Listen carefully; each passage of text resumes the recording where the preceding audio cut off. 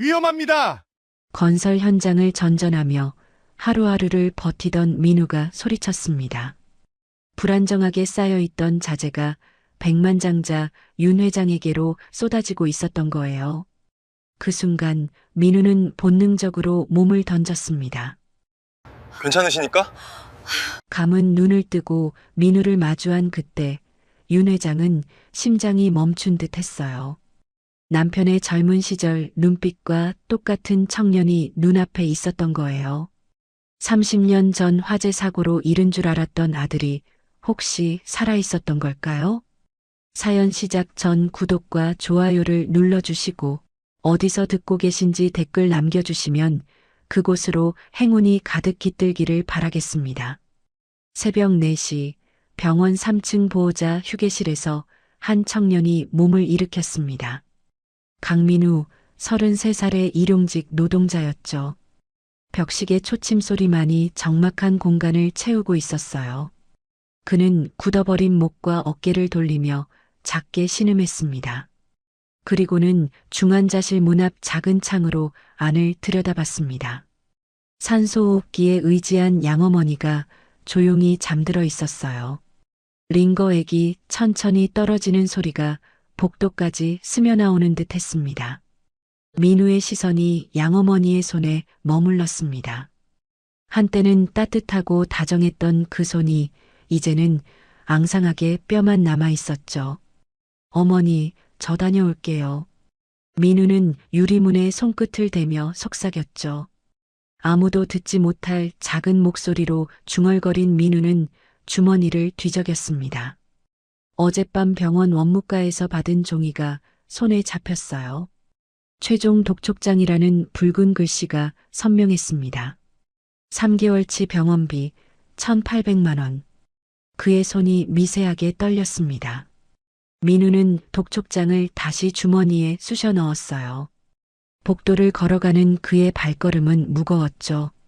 엘리베이터를 타고 1층으로 내려가면서 그는 오늘도 일자리를 구할 수 있기를 간절히 바랐습니다. 병원을 나선 민우는 낡은 패딩 점퍼의 지퍼를 끝까지 올렸습니다. 1월의 새벽 공기는 살을 애는 듯 차가웠죠. 그는 빠른 걸음으로 인력시장을 향해 걸었습니다. 새벽 5시 인력시장은 이미 사람들로 북적였습니다. 일자리를 구하려는 남자들이 삼삼오오 모여 있었어요. 민우는 그들 사이로 들어가 자리를 잡았습니다. 오늘은 지수건설 서초동 현장, 일당 15만 원, 10명만 뽑는다. 인력사무소 직원의 외침에 사람들이 우르르 몰려들었습니다. 민우도 서둘러 손을 들었죠. 다행히 선발된 그는 다른 9명과 함께 낡은 봉고차에 올라탔습니다. 야, 너 처음 보는 얼굴이네. 지수건설은 처음이지? 옆자리에 앉은 중년 남자가 말을 걸어왔습니다. 민우가 고개를 끄덕이자 남자는 혀를 찼어요. 거기 일이 빡세기로 유명해. 그래도 돈은 확실하게 준다니까 참고 해봐. 민우는 그저 고개만 끄덕였습니다. 양어머니 병원비를 생각하면 아무리 힘든 일이라도 해야 했으니까요. 봉고차가 덜컹거리며 달리는 동안 민우는 지난 3개월을 떠올렸습니다. 한때 설비 일을 배우며 정규직을 꿈꿨지만 양어머니가 쓰러지신 뒤 모든 걸 내려놓았죠. 그 후로 그는 토목 현장, 철거 현장, 인테리어 현장을 전전하며 닥치는 대로 일했습니다. 하지만 병원비를 감당하기엔 역부족이었습니다. 오늘은 좀 더 벌 수 있을까? 민우는 차창 밖으로 스쳐 지나가는 거리를 바라보며 생각에 잠겼습니다. 민우를 태운 봉고차가 지수건설 서초동 현장에 도착했습니다. 거대한 지수건설 게이트를 통과하는 순간 민우는 압도당하는 느낌이었어요. 타워 크레인이 하늘 높이 솟아 있었고 수백 명의 인부들이 분주히 움직이고 있었습니다. 다른 현장과는 차원이 다른 규모였죠. 신참들은 이쪽으로 와. 현장 반장의 고함 소리에 민우를 포함한 일용직 인부들이 모였습니다. 반장은 퉁명스럽게 그들을 훑어보며 말했어요. 오늘 철근 나르는 일이다. 게으름 피우다 걸리면 당장 쫓아낸다. 알겠나? 네. 민우는 다른 인부들과 함께 대답하고 안전모를 받았습니다. 노란색 조끼를 입고 작업 장갑을 낀 그는 곧바로 일을 시작했어요. 철근은 생각보다 무거웠습니다. 두 명이 한조가 되어 나르는데도 금세 땀이 흘렀죠. 민우는 이를 악물고 쉴 틈 없이 철근을 날랐습니다. 해가 중천에 떴을 때 드디어 점심시간이 되었습니다. 인부들은 삼삼오오 모여 도시락을 펼쳤죠. 민우는 다른 사람들과 떨어진 구석에 자리를 잡았습니다. 챙겨온 컵라면을 꺼낸 그는 현장 한쪽에 마련된 온수기로 향했습니다. 뜨거운 물을 붓고 3분을 기다리는 동안 민우의 머릿속엔 어린 시절이 떠올랐어요. 내 부모는 너를 원하지 않았어. 나보고 데려가라고 했어. 너무 가난해서 키울 수 없다고 했지. 양어머니 오정심은 늘 그렇게 말했습니다. 3살 때 친부모가 자신을 버렸고 양어머니가 그런 자신을 불쌍히 여겨 키웠다고요. 날 버린 사람들은 정말 그렇게 가난했을까? 민우는 씁쓸한 미소를 지었습니다. 어린아이를 포기하다니 얼마나 절박했을까요? 그래도 양어머니를 만난 건 행운이었습니다. 비록 가난했지만 정심은 민우를 지극히 사랑했어요. 아들처럼, 아니 친아들보다 더 아끼며 키웠습니다. 어머니가 쓰러지지만 않았어도 민우는 컵라면을 후루룩 마시며 현실로 돌아왔습니다. 양어머니의 병원비를 생각하면 한숨만 나왔죠. 하지만 포기할 수는 없었습니다. 자신을 키워준 은혜를 이렇게 저버릴 수는 없었으니까요. 한편 서울 강남의 지수건설 본사 건물. 30층 높이의 유리 건물은 새벽의 어둠 속에서도 위용을 자랑하고 있었습니다. 최상층 회장실엔 이미 불이 켜져 있었어요. 윤지수 회장은 책상 앞에 앉아 서류를 검토하고 있었습니다. 60대 초반의 그녀는 단정한 검은색 정장 차림이었죠. 차가운 표정으로 현장 안전 보고서를 읽어내려가던 그녀의 눈이 번뜩였습니다. 박 비서. 그녀의 부름에 비서실에서 대기하고 있던 박 비서가 재빨리 들어왔습니다. 네, 회장님. 임원들 소집하세요. 지금 당장. 알겠습니다. 30분 후 회장실에는 새벽임에도 불구하고 주요 임원들이 모두 모였습니다. 지수는 차가운 눈빛으로 그들을 둘러봤죠. 서초동 현장 안전 예산을 30% 삭감하자는 제안서를 누가 올렸습니까? 아무도 대답하지 못했습니다. 지수의 목소리가 더욱 차가워졌어요. 안전 예산은 비용이 아니라 투자입니다. 이 간단한 원칙을 아직도 모르십니까? 임원들은 고개를 숙였습니다. 지수 회장의 안전에 대한 철학은 업계에서도 유명했죠. 과거 남편을 잃은 후 그녀는 안전을 무엇보다 중요하게 생각했습니다. 다시는 이런 어리석은 제안을 올리지 마십시오. 나가보세요. 임원들이 하나둘 회장실을 빠져나갔습니다. 홀로 남은 지수는 깊은 한숨을 내쉬었죠. 그녀의 시선이 책상 위 액자로 향했습니다. 은색 액자 속에는 3살배기 아이의 사진이 있었어요. 통통한 볼에 해맑은 미소를 짓고 있는 아이. 그녀의 아들 김선우였죠. 윤지수는 떨리는 손으로 액자를 들어 올렸습니다. 30년이 지났지만 아직도 그날의 기억은 생생했어요. 30년 전 오늘 1월 17일 남편과 함께 회사 일정차 외출을 했었죠. 아이 방 근처에서 원인 모를 화재가 났습니다. 급히 돌아왔을 땐 이미 집안은 연기와 혼란으로 가득했고 아들은 흔적도 없이 사라졌어요.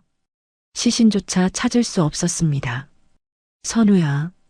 지수의 눈가에 눈물이 맺혔습니다. 그녀는 손등으로 눈물을 닦고 액자를 내려놓았어요. 창밖으로 동이 트기 시작했습니다. 지수는 의자에서 일어나 창가로 다가갔죠. 멀리 서초동 방향을 바라보며 그녀는 결심했습니다. 오늘은 그곳에 가봐야겠어. 화재가 났던 저택 근처에 지수건설의 신축 현장이 있었습니다. 그녀는 유독 오늘따라 그곳의 공기라도 쐬고 싶었죠. 오후 2시 지수건설 본사 회장실. 지수는 박 비서를 불렀습니다. 오후 일정 모두 취소하세요. 네. 하지만 회장님, 오후에 중요한 미팅이 서초동 신축 현장에 가볼 겁니다. 안전점검차. 박 비서는 의아한 표정을 지었지만 더 묻지 않았습니다. 그는 윤 회장이 가끔 서초동 쪽을 찾는다는 걸 알고 있었죠. 30년 전의 기억 때문이라는 것도요. 일정이 빡빡하신데. 박 비서가 조심스럽게 만류했지만 지수는 고개를 저었습니다. 그냥 그곳 공기라도 쐬고 싶군요. 지수는 알 수 없는 이끌림을 느꼈습니다. 오늘따라 유독 그곳에 가고 싶었어요. 마치 무언가가 그녀를 부르는 것처럼요. 그녀는 의자에서 일어나 코트를 걸쳤습니다. 박 비서가 서둘러 엘리베이터를 불렀죠. 지하 주차장에서 검은색 세단에 오른 지수는 창밖을 바라봤습니다.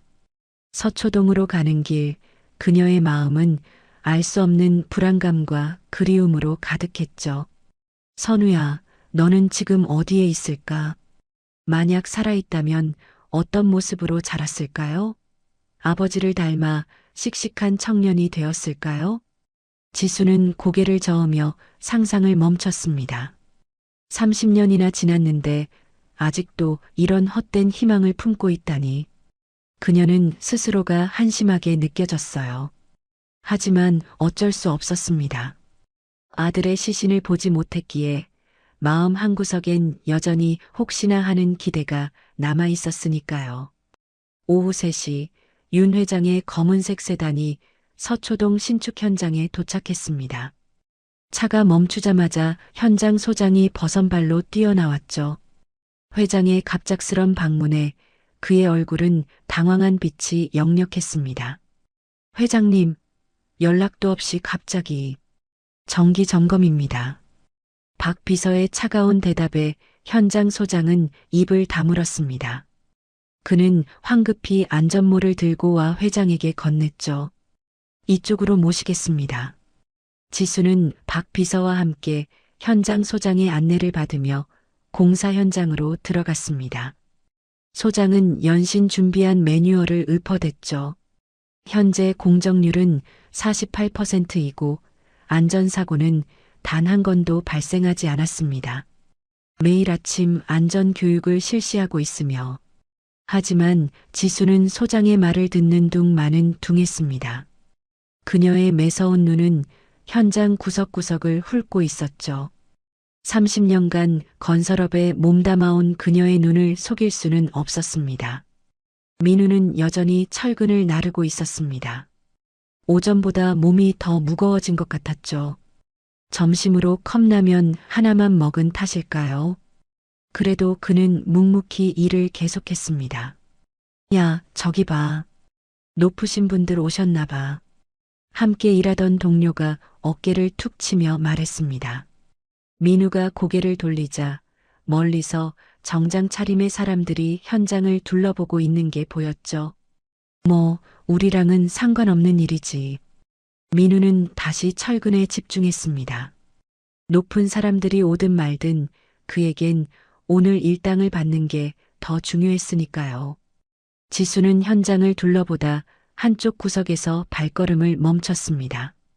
민우가 운반하던 철근의 옆에 각종 자재들이 아슬아슬하게 쌓여 있었죠. 언뜻 봐도 위태로워 보였습니다. 저건 규정 위반 아닌가요? 그녀의 날카로운 지적에 현장 소장의 얼굴이 새파랗게 질렸습니다. 아, 저건 잠시 임시로 쌓아둔 겁니다. 곧 정리할 예정이었습니다. 임시라니요? 저렇게 위험하게 쌓아두고 지수는 한 걸음씩 더 가까이 다가갔습니다. 가까이서 보니 더욱 불안정해 보였죠. 그녀가 고개를 저으며 돌아서려는 순간이었습니다. 누군가 옆을 지나가며 살짝 건드린 것인지 아니면 바람 때문인지 자재 더미가 흔들리기 시작했죠. 철근 다발 위에 올려진 합판이 미끄러지면서 균형을 잃었습니다. 그리고 마치 도미노처럼 위에 쌓인 자재들이 일부 쏟아지기 시작했어요. 회장님, 박 비서가 가장 먼저 반응했습니다. 함께 있던 현장 소장도 황급히 움직였지만 이미 자재들은 지수를 향해 떨어지고 있었습니다. 바로 그때였습니다. 가까운 곳에서 작업하던 민우가 상황을 목격했죠. 그의 눈이 떨어지고 있는 자재와 그 아래 서 있는 여성을 번갈아 봤습니다. 민우는 생각할 시간이 없었습니다. 본능이 그를 움직였죠. 그는 들고 있던 철근을 내던지고 지수를 향해 전력으로 뛰어들었습니다. 위험합니다. 민우의 외침과 동시에 그의 몸이 공중으로 날아올랐어요. 쿵! 그리고는 본능적으로 지수를 끌어당겨 자신의 몸으로 그녀를 감쌌습니다. 두 사람은 함께 바닥에 구르며 떨어지는 자재를 피했습니다. 팔이 쓸린 듯한 통증이 스쳤지만 그는 꿈쩍도 하지 않았습니다. 자재가 떨어진 자리엔 흙먼지가 자욱하게 피어올랐죠. 몇 초간의 정적이 흘렀습니다. 현장의 모든 사람들이 숨을 죽이고 그 광경을 지켜봤죠. 먼지가 조금씩 가라앉기 시작했습니다. 회장님, 괜찮으십니까? 어서 병원으로 모시겠습니다.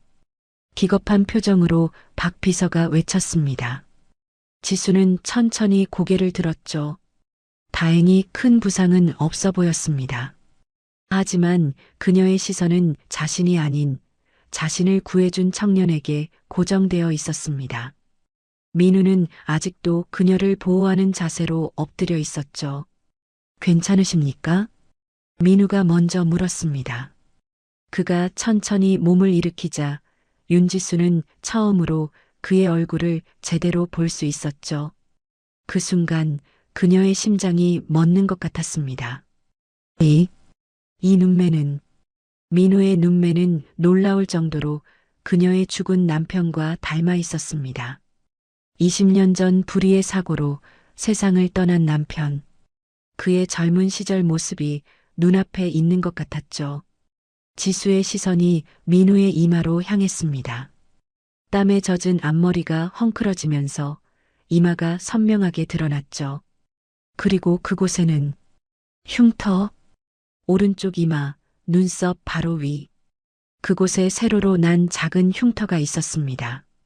그것은 2살 때 의자에서 떨어져 다쳤던 아들 선우의 흉터와 정확히 같은 위치, 같은 모양이었죠.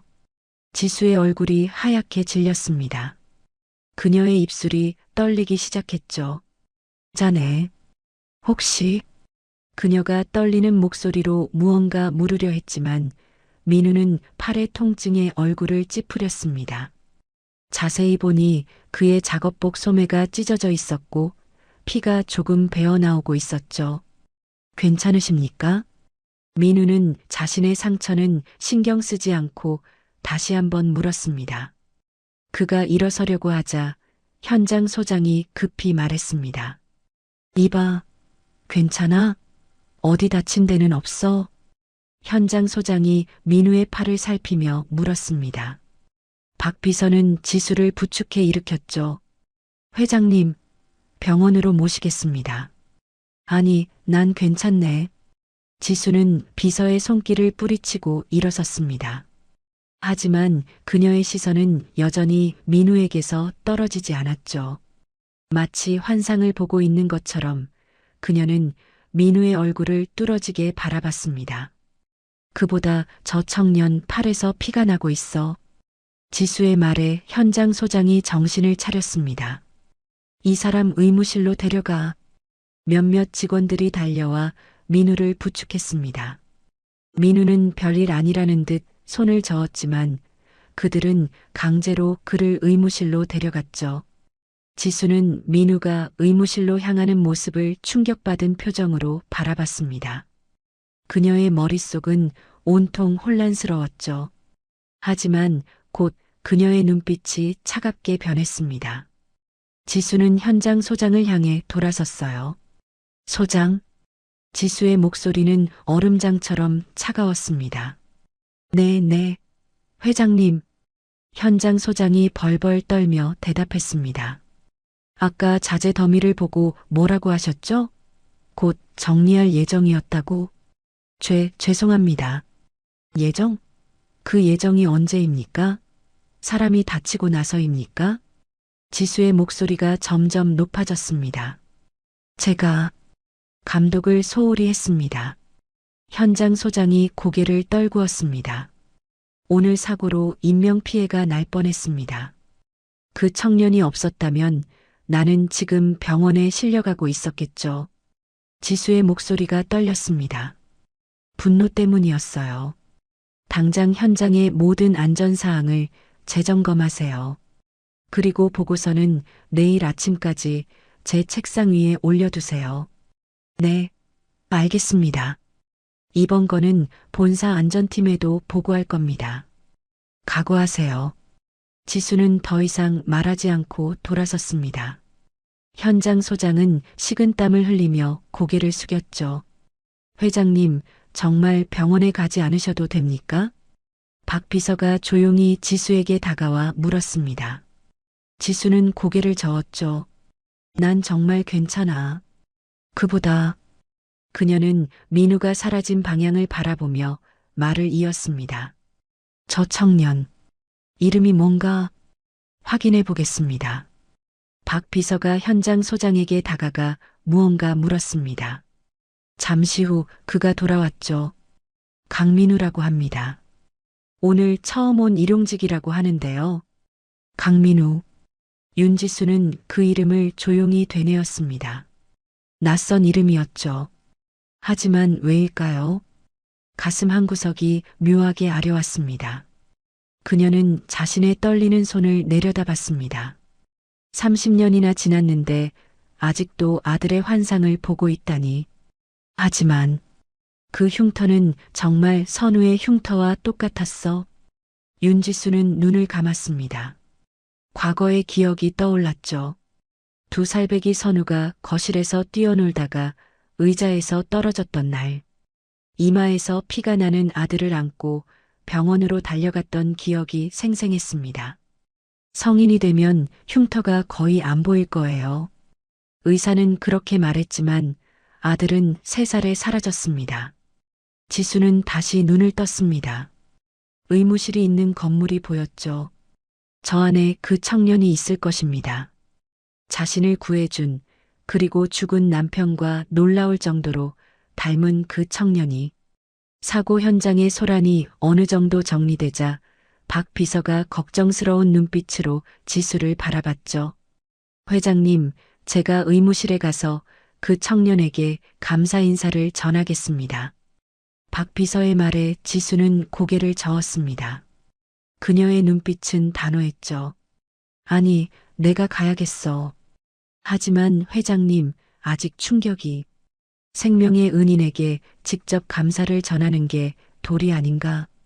지수의 목소리엔 반박을 허용하지 않는 힘이 있었습니다.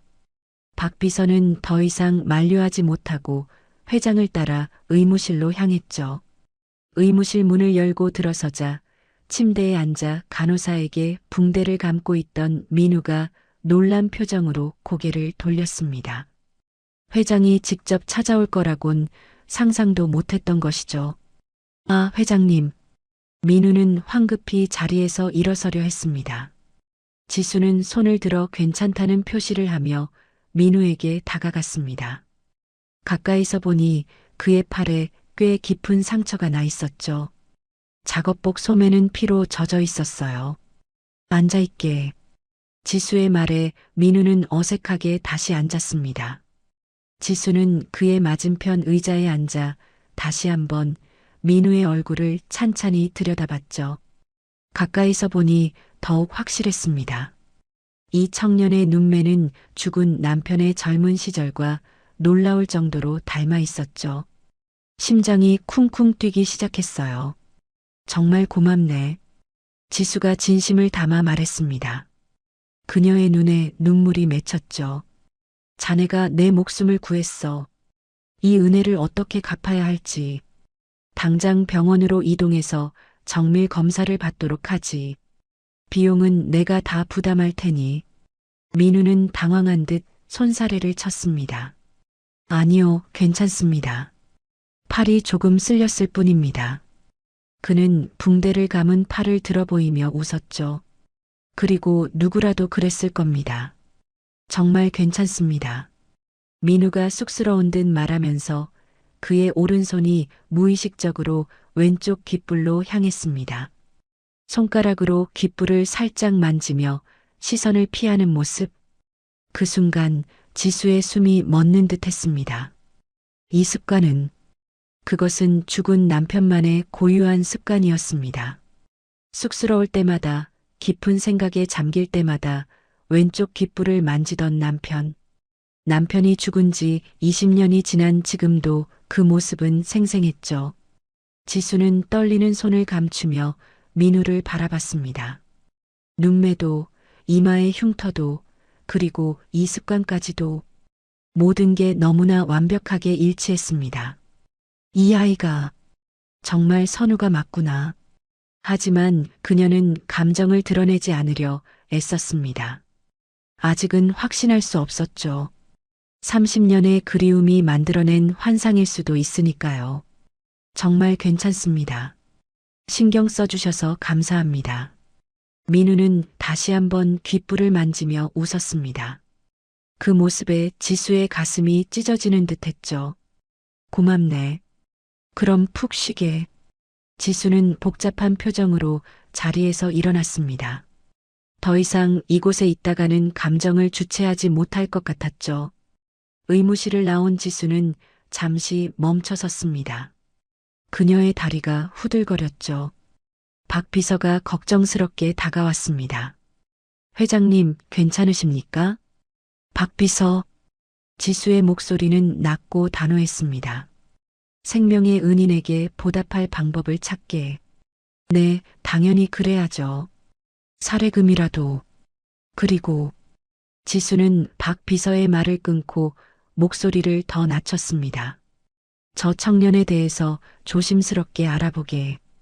박 비서는 의아한 표정을 지었습니다. 단순히 생명의 은인에 대한 보답 차원이 아닌 것 같았죠.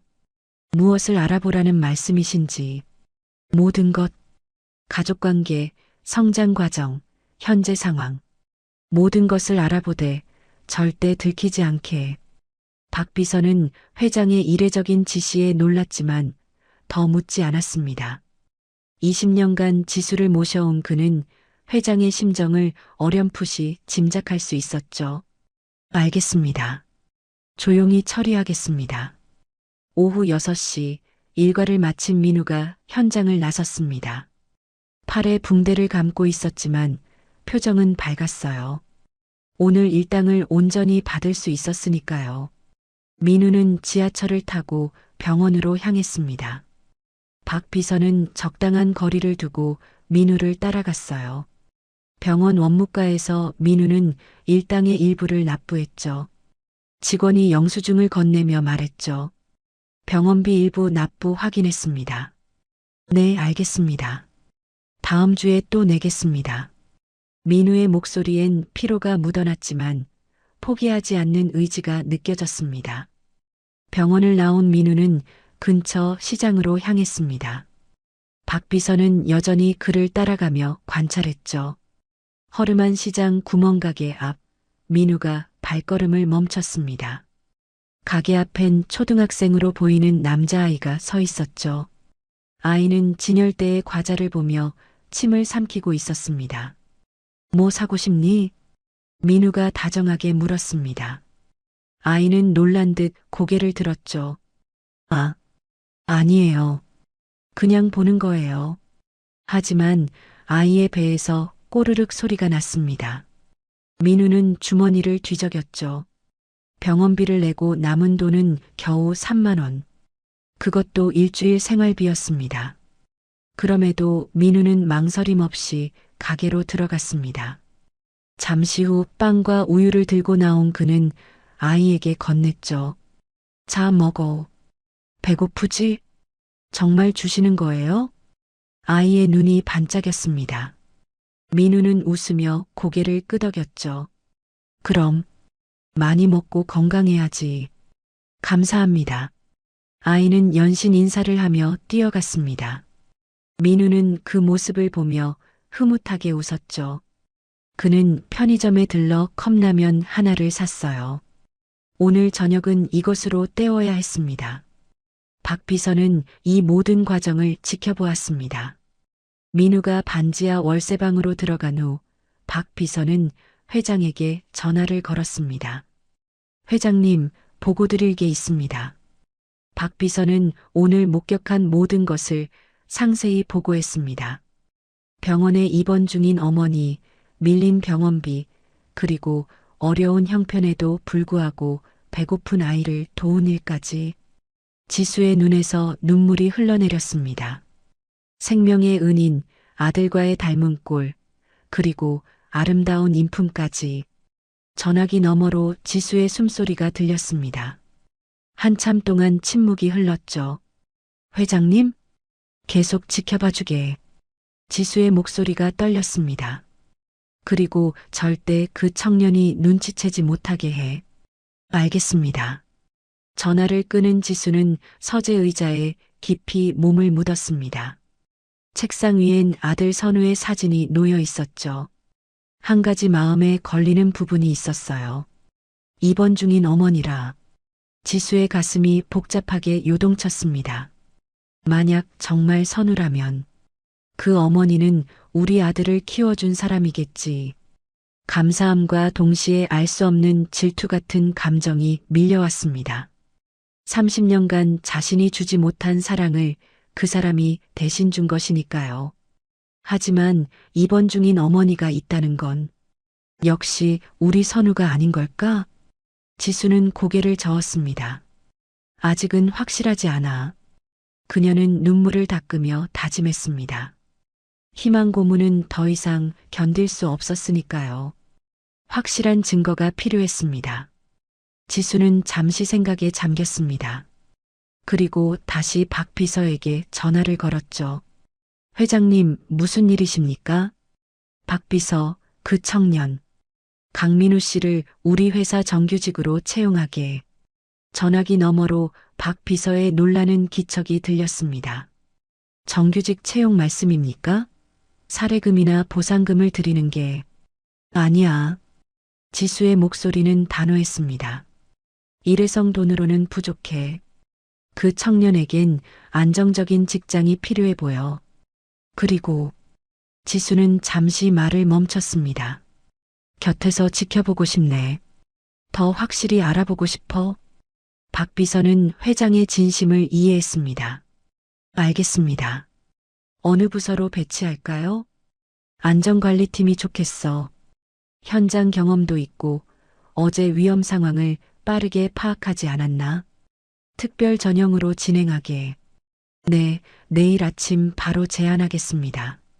전화를 끄는 지수는 다시 아들의 사진을 바라봤습니다.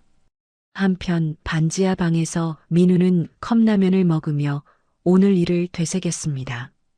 회장을 구한 일, 그리고 회장이 보인 이상한 반응들. 왜 그렇게 날 보셨을까? 민우는 고개를 저었습니다. 그저 고마워서 그랬겠죠. 높은 사람들의 마음은 알 수 없는 법이니까요. 그는 지갑에서 양어머니 사진을 꺼내봤습니다. 병실에 누워있는 양어머니의 모습이었죠. 어머니, 조금만 더 기다려주세요. 제가 꼭 병원비 마련할게요. 민우는 사진에 대고 중얼거렸습니다. 내일도 일을 나가야 했죠. 하루하루가 절박했지만 그는 포기하지 않을 것입니다. 밤은 깊어가고 서울의 불빛들이 반짝였습니다. 부자 동네의 대저택과 가난한 청년의 반지하 방. 그 사이엔 30년의 시간과 엇갈린 운명이 놓여 있었죠. 하지만 운명의 실은 이미 엮이기 시작했습니다. 오늘의 만남은 시작에 불과했어요. 다음 날 아침 민우는 새벽 5시에 평소처럼 인력시장으로 향했습니다. 어제 다친 팔이 욱신거렸지만 하루라도 쉴 수 없는 형편이었죠. 그런데 현장에 도착하자마자 뜻밖의 일이 벌어졌습니다. 강민우, 너 사무실로 와봐. 현장 소장의 부름에 민우는 긴장했습니다. 어제 사고 때문에 문제가 생긴 걸까요? 혹시 일당을 깎이거나 해고당하는 건 아닐까 걱정하며 사무실로 향했죠. 그런데 사무실 문을 열자 예상과는 전혀 다른 광경이 펼쳐졌습니다. 현장 소장 옆에 박 비서가 서 있었던 것이죠. 강민우 씨 앉으세요. 박 비서의 정중한 태도에 민우는 더욱 당황했습니다. 무슨 일이 벌어지고 있는 걸까요? 어제 일은 정말 감사했습니다. 회장님의 특별 지시가 있었습니다. 박 비서는 정식 서류 봉투를 민우 앞에 내밀었어요. 민우가 조심스럽게 봉투를 열자 안에는 뜻밖의 서류가 들어 있었죠. 지수건설 본사 안전관리팀 정식 직원 채용 계약서. 민우의 눈이 휘둥그레졌습니다. 몇 번이나 다시 읽어봤지만 분명히 정직원 채용 계약서가 맞았죠. 제가 정직원이요? 민우의 목소리가 떨렸습니다. 믿기지 않는다는 표정으로 박 비서를 올려다봤죠. 네, 맞습니다. 회장님께서 생명의 은인이자 어제 현장의 위험 요소에 적극 대응한 분의 용기를 높이 사셨습니다. 물론 형식상 채용 절차는 거치셔야 합니다. 회장님께서 특별 전형으로 승인하셨습니다. 박 비서는 차분히 설명했습니다. 본사 안전관리팀에서 일하시게 될 겁니다. 정말입니까? 물론입니다. 다만 입사 절차를 밟으셔야 하니 필요한 서류를 작성해 주세요. 민우는 떨리는 손으로 서류를 받았습니다. 와병 중인 양어머니를 생각하니 눈물이 날 것 같았죠. 이제 병원비 걱정을 조금은 덜 수 있을 것 같았습니다. 감사합니다. 정말 감사합니다. 민우는 자리에서 일어나 90도로 허리를 숙였습니다. 박 비서가 당황하며 그를 일으켜 세웠어요. 그럴 필요 없습니다. 생명의 은인이신데요. 민우는 즉석에서 이력서를 작성하기 시작했습니다. 이름, 생년월일까지 정확히 적어 넣었죠. 신분증 사본도 함께 제출했습니다. 그 외 필요한 서류는 일주일 내로 제출해 주시면 됩니다. 내일부터 바로 출근하시면 되고요. 네, 알겠습니다. 정말 감사합니다. 민우는 연신 고개를 숙이며 사무실을 나갔습니다. 그의 표정은 이전과는 완전히 달랐죠. 희망이 생긴 것입니다. 한편 지수는 회장실에서 초조히 그의 전화를 기다리고 있었어요. 박 비서는 민우가 작성한 서류를 들고 곧장 회장에게 전화를 걸었습니다. 어떻게 됐나? 채용 제안을 받아들였습니다. 매우 기뻐했고요. 박 비서는 민우의 인사 기록 카드 속 이름, 주소, 생년월일을 읊었습니다. 순간 지수의 목소리가 떨렸습니다. 이게 무슨... 민우의 생년월일과 그녀의 아들 선우의 생년월일이 완전히 달랐던 것이었어요. 아니야. 이럴 리 없어. 지수는 비틀거리며 소파에 주저앉았습니다. 회장님, 괜찮으십니까? 전화기 너머로 박 비서가 걱정하는 목소리가 들려왔어요. 내가 헛것을 봤나? 흉터와 습관이 똑같은데 생년월일이 다르다니. 지수는 머리를 감싸쥐었습니다. 30년의 기다림이 또다시 환상으로 끝나는 것일까요? 박 비서가 조심스럽게 말했습니다. 회장님, 안타깝지만 아닌 것 같습니다. 세상엔 닮은 사람도 있고 우연의 일치도... 아니야. 지수가 갑자기 소리쳤습니다. 내 아들이 틀림없어. 하지만 회장님, 박 비서. 지수는 자리에서 일어섰습니다. 그녀의 목소리는 낮고 단호했죠. 아무도 모르게 저 청년의 DNA 검사를 진행해. 박 비서의 눈이 커졌습니다. DNA 검사요? 하지만 본인 동의 없이는 방법을 찾아. 지수의 목소리가 날카로워졌습니다.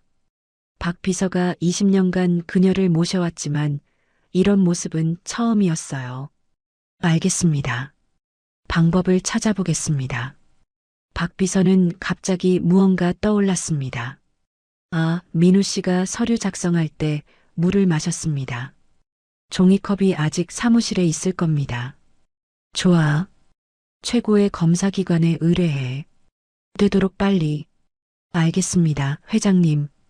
박 비서와의 통화가 끝난 후 지수는 다시 소파에 앉았습니다. 그녀의 손은 여전히 떨리고 있었어요. 제발, 제발 내 아들이 맞기를. 그녀는 눈을 감고 기도했습니다. 이번이 마지막 희망이었으니까요. 그날 밤 박 비서는 극비리에 DNA 검사를 의뢰했습니다. 최고의 검사기관, 최고의 전문가들이 투입되었죠. 결과는 일주일 후에 나올 예정이었습니다. 지수는 침실에서 잠을 이루지 못했습니다. 창밖의 별들을 바라보며 그녀는 아들의 이름을 수없이 불렀어요. 민우는 반지하 방에서 내일을 준비하고 있었습니다.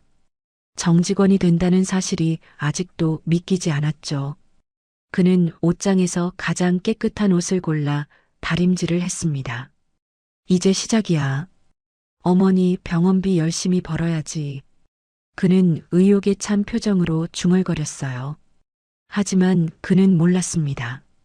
자신의 운명이 얼마나 극적으로 바뀌려 하는지를. 밤은 깊어가고 서울의 불빛들은 여전히 반짝였습니다.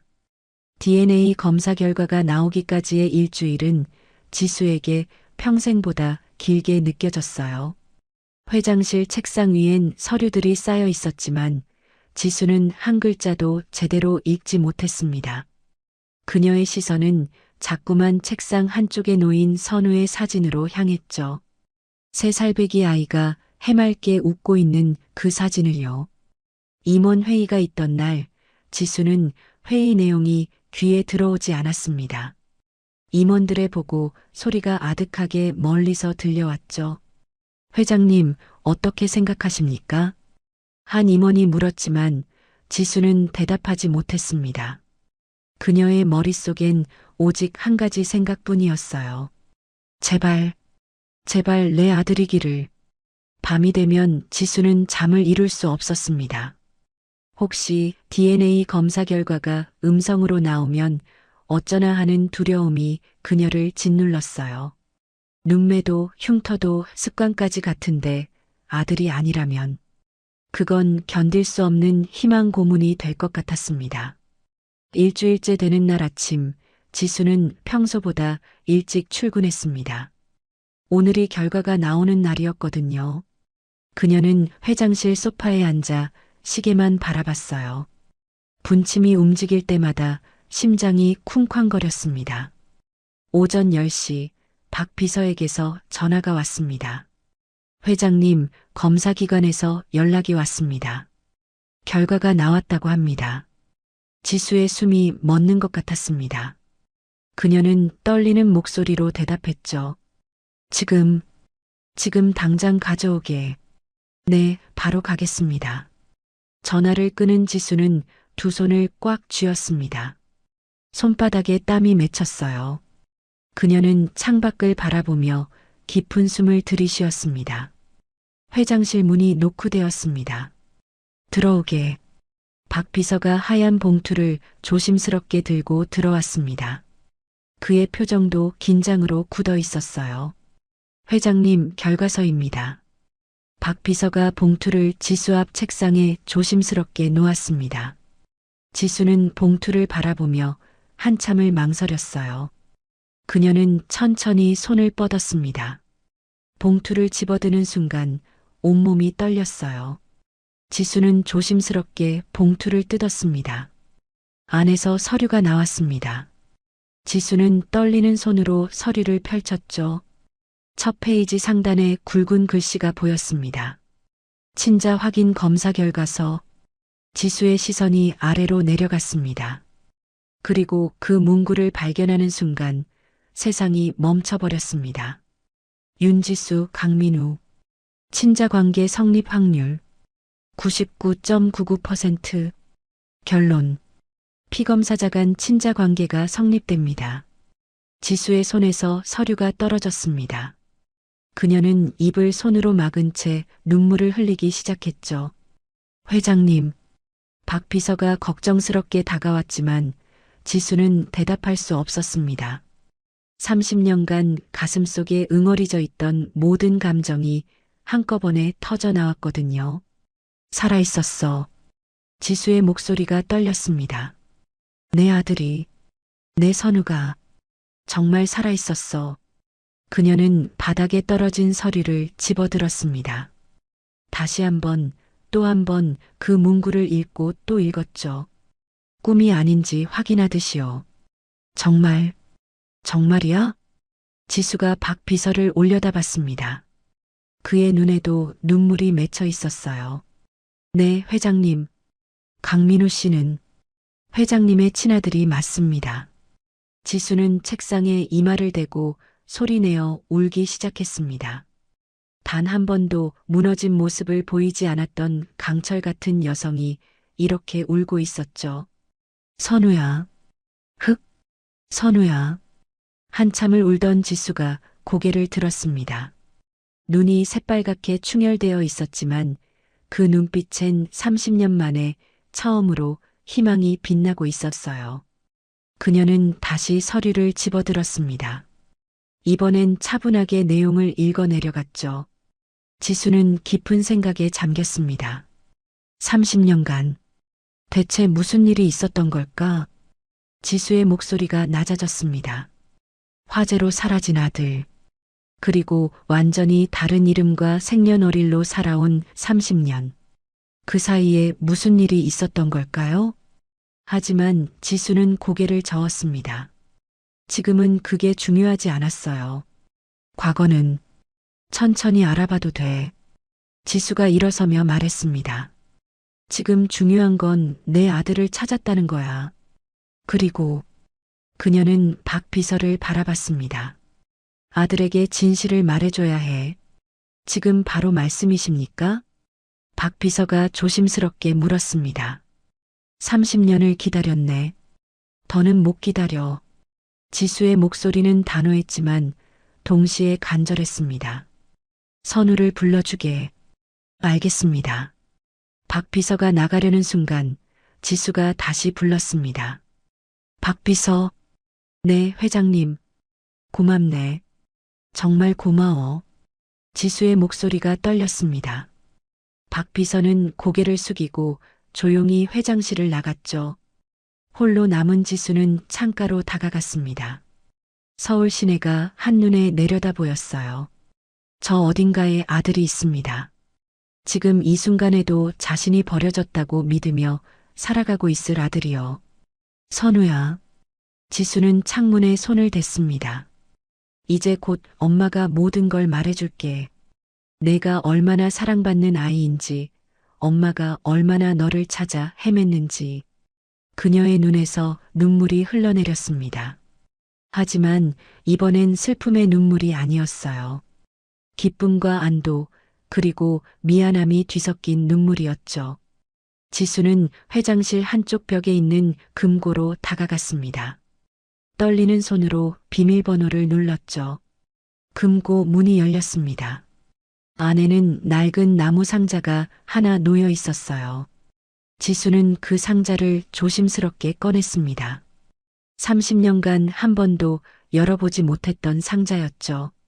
아들을 잃은 후 차마 볼 수가 없어서 금고 깊숙이 넣어두었던 것입니다. 지수는 상자를 책상 위에 놓고 천천히 뚜껑을 열었습니다. 안에는 선우의 물건들이 그대로 보관되어 있었어요. 병원 진단서, 파란색 자동차 장난감, 그리고 선우가 입던 작은 옷가지들. 지수는 그것들을 하나하나 만지며 눈물을 흘렸습니다. 이제 돌려줄 수 있겠구나. 한편 안전관리팀 사무실에서 민우는 선배 직원에게 업무 교육을 받고 있었습니다. 강사원, 현장 안전 점검은 이렇게 하는 거예요. 체크리스트를 보세요. 네, 알겠습니다. 민우는 성실하게 메모하며 고개를 끄덕였습니다. 정직원이 된 지 일주일. 그는 매일이 감사했어요. 안정적인 월급으로 양어머니 병원비를 낼 수 있게 되었으니까요. 바로 그때 민우의 책상 위 전화기가 울렸습니다. 여보세요. 안전관리팀 강민우입니다. 강민우 사원? 비서실입니다. 아, 네. 무슨 일이십니까? 회장님께서 찾으십니다. 민우는 긴장했습니다. 회장실에 가야 한다니요. 네, 알겠습니다. 몇 시에 가면 될까요? 지금 바로 올라오시면 됩니다. 네, 바로 가겠습니다. 전화를 끄는 민우는 선배를 돌아봤습니다. 선배님, 회장님이 찾으신다고 합니다. 다녀오겠습니다. 그래. 생명의 은인은 역시 다르군. 잘 다녀와. 네, 감사합니다. 민우는 재킷을 단정히 입고 거울로 자신의 모습을 확인했습니다. 넥타이가 삐뚤어지진 않았는지, 머리는 괜찮은지 꼼꼼히 체크했죠.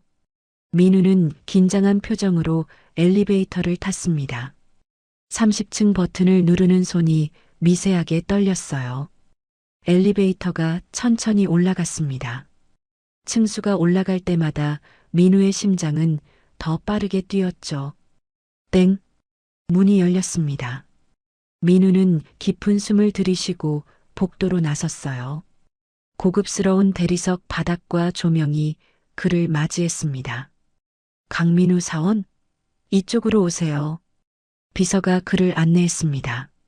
민우는 비서를 따라 회장실 문 앞까지 왔어요. 안으로 들어가시면 됩니다. 네, 감사합니다. 민우는 노크를 하고 문을 열었습니다. 넓은 회장실이 펼쳐졌죠. 그리고 그는 창가에 서 있는 지수의 모습을 봤습니다. 지수는 천천히 돌아섰어요. 민우는 깜짝 놀랐습니다. 회장님의 눈이 새빨갛게 부어 있었거든요.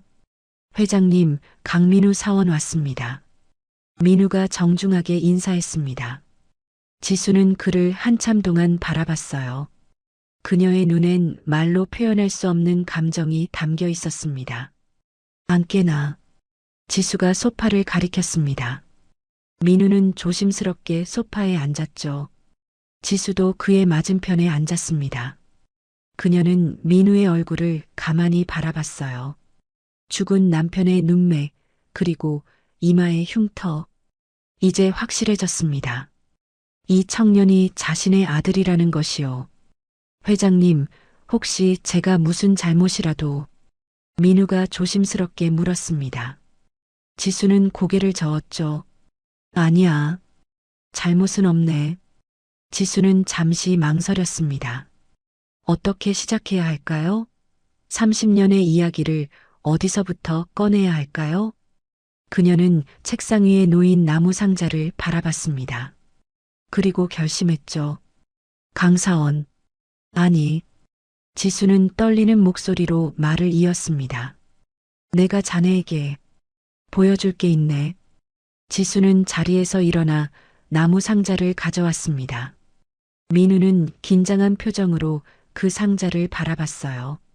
지수는 테이블 위에 상자를 놓고 천천히 뚜껑을 열었습니다. 그녀의 손이 떨리고 있었죠. 상자 안에서 지수는 첫 번째 물건을 꺼냈습니다. 낡고 누렇게 변한 서류였어요. 이건 지수의 목소리가 떨렸습니다. 병원 진단서야. 그녀가 서류를 민우에게 건넸습니다. 민우는 조심스럽게 받아들었죠.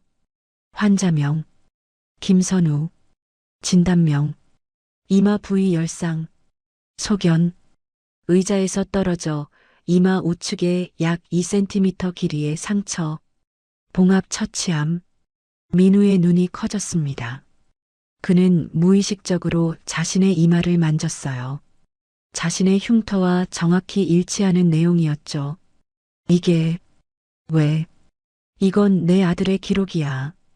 지수의 목소리가 더욱 떨렸습니다. 2살 때 다쳤던 내 아들 선우의 기록이지. 민우는 혼란스러운 표정으로 지수를 바라봤습니다. 무슨 말인지 이해할 수 없었거든요. 지수는 다시 상자에 손을 넣었습니다. 이번엔 낡은 장난감을 꺼냈어요. 칠이 벗겨지고 바퀴가 부러진 파란색 자동차 장난감이었습니다. 이건 내 아들이 가장 좋아하던 장난감이야. 지수가 장난감을 민우의 손에 조심스럽게 올려놓았습니다. 3살 때 이걸 손에서 놓지를 않았어. 밥 먹을 때도 잠잘 때도 늘 이걸 쥐고 있었지. 민우는 장난감을 물끄러미 내려다봤습니다. 처음 보는 장난감이었어요. 하지만 왠지 모를 익숙함이 느껴졌죠. 그의 손가락이 자동차의 부러진 바퀴를 만졌습니다. 무의식적인 행동이었어요. 마치 어릴 적 늘 하던 행동처럼요. 회장님, 이게 대체... 민우가 고개를 들어 지수를 바라봤습니다. 지수의 얼굴엔 눈물이 흐르고 있었어요. 마지막으로 이걸 봐줬으면 해. 지수는 떨리는 손으로 하얀 봉투를 꺼내 테이블 위에 펼쳤습니다. DNA 친자 확인 검사 결과서. 민우의 시선이 서류 위를 천천히 훑었습니다. 그리고 그 문구를 발견하는 순간 그의 숨이 멎었습니다. 피검사자 윤지수, 강민우. 친자관계 성립 확률 99.99%. 결론. 친자관계가 성립됩니다. 이게 무슨... 민우의 손이 떨리기 시작했습니다. 그는 서류를, 진단서를, 그리고 손에 쥔 장난감을 번갈아 보며 혼란스러워했죠. 선우야. 지수의 목소리는 30년의 그리움으로 가득 차 있었습니다. 내가 너의 엄마란다. 아닙니다. 민우가 중얼거렸습니다. 그의 목소리는 떨리고 있었어요. 회장님, 뭔가 착오가 있으신 겁니다. 민우는 일어서서 뒷걸음질 치기 시작했습니다. 손에 쥔 파란색 자동차 장난감이 바닥에 떨어졌죠. 딸그락 소리가 고요한 회장실에 울려 퍼졌습니다. 이건 말도 안 돼요. 제 어머니는... 민우의 목소리가 더욱 떨렸습니다. 제 부모님이 저를 원하지 않았다고 했어요. 너무 가난해서 키울 수 없다고. 어머니 보고 데려가라고 했다고. 아니야. 지수가 자리에서 벌떡 일어났습니다. 그녀의 눈에선 눈물이 쏟아졌어요. 그건 거짓말이야. 우린 널 원하지 않은 적이 단 한 번도 없어. 절대로 버린 게 아니란다. 하지만 민우는 계속 뒷걸음질을 쳤습니다. 그의 등이 벽에 닿았죠. 더 이상 물러날 곳이 없었습니다. 그럼, 민우가 떨리는 목소리로 말했습니다. 그럼, 저를 원하지 않았다는 것도, 가난해서 포기했다는 것도 다 거짓말이었어요? 그의 목소리가 끊어졌습니다. 민우는 2 손으로 머리를 감싸쥐었어요. 그럼 난 평생을 속고 산 거예요? 지수는 민우에게 다가가려 했습니다. 하지만 민우가 손을 내밀어 막았죠. 가까이 오지 마세요. 민우의 외침에 지수는 그 자리에 얼어붙었습니다. 아들의 거부가 가슴을 찢는 것 같았어요. 선우야. 지수의 목소리가 떨렸습니다. 제발 내 말을 들어줘. 그날 밤, 30년 전 그날 밤 우리 집에 화재가 났어. 지수는 눈물을 흘리며 말을 이었습니다. 나랑 내 아버지는 회사 일로 잠깐 외출했었어. 그리고 돌아왔을 땐 그녀의 목소리가 흔들렸습니다. 집안이 온통 연기로 가득했어. 소방관들이 불을 끄고 우린 집안을 샅샅이 뒤졌지. 하지만 넌 어디에도 없었어. 민우는 벽에 기댄 채 지수를 바라봤습니다. 그의 눈엔 혼란과 고통이 뒤섞여 있었죠. 시신도 아무것도 찾을 수 없었어. 지수가 흐느끼며 말했습니다. 너는 그냥 감쪽같이 사라져버렸어. 죽었는지 살았는지도 모른 채. 지수는 무너질 듯 소파에 주저앉았습니다. 30년이야. 30년 동안 하루도 편히 자본 적이 없어. 온갖 방법을 다 동원했어. 사립 탐정도 고용하고 전국의 고아원과 보육원을 다 뒤졌어. 하지만 그녀는 얼굴을 두 손으로 감쌌습니다. 찾을 수가 없었어. 아무리 찾아도 너는 어디에도 없었어. 회장실엔 지수의 흐느낌만이 울려 퍼졌습니다. 민우는 그 모습을 멍하니 바라봤어요. 화재, 사라진 아이, 30년의 수색. 민우의 머릿속이 혼란스러웠습니다. 한편으론 눈앞에 증거들이 있었어요. DNA 검사 결과, 병원 진단서, 그리고 이상하게 익숙한 파란색 자동차. 하지만 다른 한편으론 평생을 함께한 양어머니의 말이 있었죠. 너희 부모는 너를 원하지 않았어. 나보고 데려가라고 했어. 너무 가난해서 키울 수 없다고 했지. 그럼 우리 어머니는? 민우가 떨리는 목소리로 말했습니다. 제가 알고 있던 어머니는 저를, 왜 그런 거짓말을? 그의 목소리가 끊어졌습니다. 끔찍한 가능성이 머릿속을 스쳤거든요. 30년간 나를 속였다는 건가? 민우는 다리에 힘이 풀려 그 자리에 주저앉았습니다. 평생을 믿어왔던 모든 것이 무너지는 순간이었어요. 저는, 민우가 중얼거렸습니다. 저는 대체 누구예요?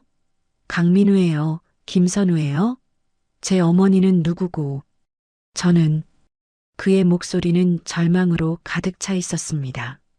지수는 일어나 민우에게 다가갔습니다.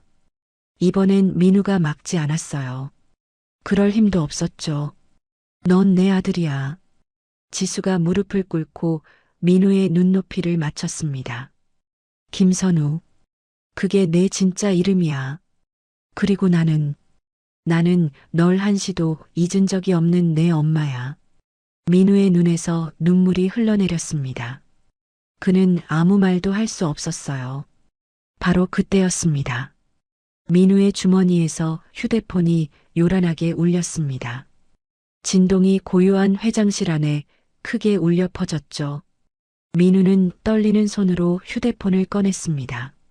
화면을 보는 순간 그의 얼굴이 새하얗게 변했어요. 어머니 병원. 발신자 표시가 선명하게 떠 있었습니다. 민우는 황급히 전화를 받았습니다. 여보세요? 보호자분이십니까? 강민우 씨 맞으시죠? 급박한 목소리가 들려왔습니다. 간호사였어요. 네, 맞습니다. 무슨 일이? 환자분이 지금 위독하십니다. 혈압이 급격히 떨어지고 있어요. 빨리 오셔야겠습니다. 민우의 손에서 휴대폰이 떨어질 뻔했습니다. 뭐라고요? 어머니가요? 네, 빨리 오세요. 전화가 끊어졌습니다. 민우는 휴대폰을 쥔 채 멍하니 서 있었어요. 양어머니, 자신을 키워준 유일한 가족, 30년을 함께한 그 사람이 위독하다니. 민우는 지수를 바라봤습니다. 그리고 다시 휴대폰을 내려다봤죠. 눈앞에 친어머니, 전화기 속의 양어머니. 민우의 가슴이 찢어지는 것 같았습니다. 두 사람 모두 어머니였거든요. 한 사람은 자신을 낳아준 사람, 다른 한 사람은 자신을 키워준 사람. 저는, 민우가 떨리는 목소리로 말했습니다. 저는 가봐야 해요. 뭐? 지수가 놀란 표정을 지었습니다. 병원에 어머니가 위독하시대요. 민우는 비틀거리며 일어났습니다. 그는 재킷을 집어들었죠.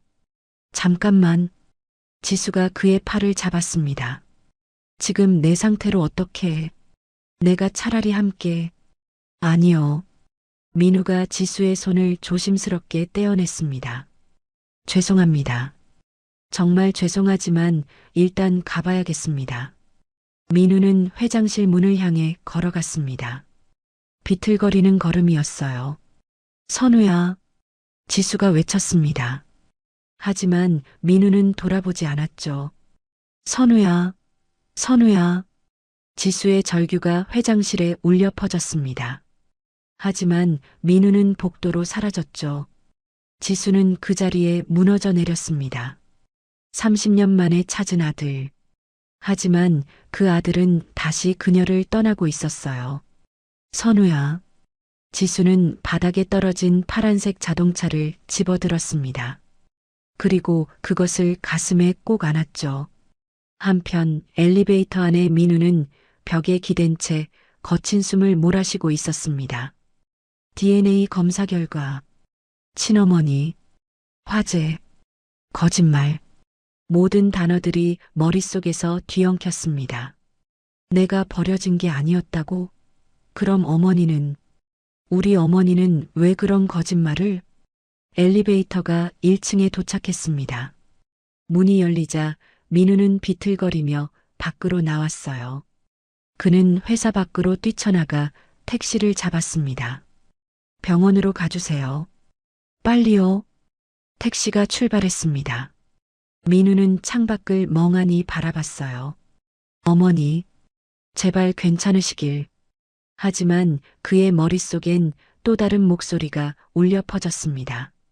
넌 내 아들이야. 김선우. 그게 내 진짜 이름이야. 민우는 두 손으로 머리를 감싸쥐었습니다. 30년간 믿어왔던 진실과 방금 알게 된 진실. 그 사이에서 민우는 찢어질 듯 괴로워했습니다. 택시는 병원을 향해 달려갔습니다. 하지만 민우는 알 수 없었어요. 병원에 도착했을 때 자신을 기다리는 게 무엇일지를요. 택시가 병원 응급실 앞에 급정거했습니다. 민우는 택시비를 던지듯 건네고 병원 안으로 뛰어들어갔어요. 어머니, 오정심 환자 어디 계세요? 민우가 간호사실로 달려가며 외쳤습니다. 간호사가 황급히 그를 중환자실로 안내했죠. 이쪽입니다. 서두르세요. 중환자실 문이 열렸습니다. 민우는 그 광경을 보는 순간 숨이 멎는 것 같았어요. 산소호흡기에 의지한 채 양어머니가 침대에 누워 있었습니다. 여러 개의 선이 그녀의 몸에 연결되어 있었고 심전도 기계에서 불규칙한 삐소리가 들렸죠. 어머니. 민우는 침대 옆으로 달려가 양어머니의 손을 잡았습니다. 그 손은 얼음장처럼 차갑고 앙상했어요. 어머니, 정신 좀 차려보세요. 제가 왔어요. 민우가 왔어요. 민우의 목소리가 떨렸습니다. 그의 눈에서 눈물이 쏟아졌죠. 양어머니의 눈꺼풀이 천천히 떨렸습니다. 그녀는 간신히 눈을 떴어요. 흐릿한 시선이 민우에게 향했습니다. 우야.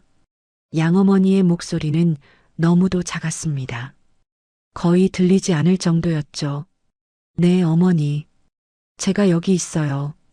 민우는 양어머니의 손을 두 손으로 꽉 잡았습니다. 그 손에서 생명이 빠져나가는 게 느껴졌어요. 미안하다. 양어머니가 가쁘게 숨을 몰아쉬며 말했습니다. 민우야, 내가. 무슨 말씀이세요? 어머니, 힘내세요. 괜찮아지실 거예요. 민우는 애타게 외쳤습니다. 하지만 양어머니의 눈빛은 점점 흐려지고 있었어요. 용서해 줘. 양어머니의 마지막 말이었습니다. 그녀의 손에서 힘이 빠졌죠. 심전도 기계에서 긴 경고음이 울려 퍼졌습니다. 어머니. 민우가 절규했습니다. 보호자분, 진정하세요. 환자분은 돌아가셨습니다. 의사의 차분한 목소리가 들렸습니다. 민우는 그 말을 믿을 수 없었어요. 아니에요. 민우는 양어머니의 손을 놓지 않았습니다. 그는 그녀의 손을 꽉 쥔 채 흐느꼈죠. 어머니, 가지 마세요. 제발. 하지만 양어머니는 이미 차갑게 식어가고 있었습니다. 30년을 함께한 유일한 가족. 그녀가 이렇게 떠나고 있었어요. 민우는 양어머니의 손을 이마에 갖다 댔습니다. 그리고 소리내어 울기 시작했죠.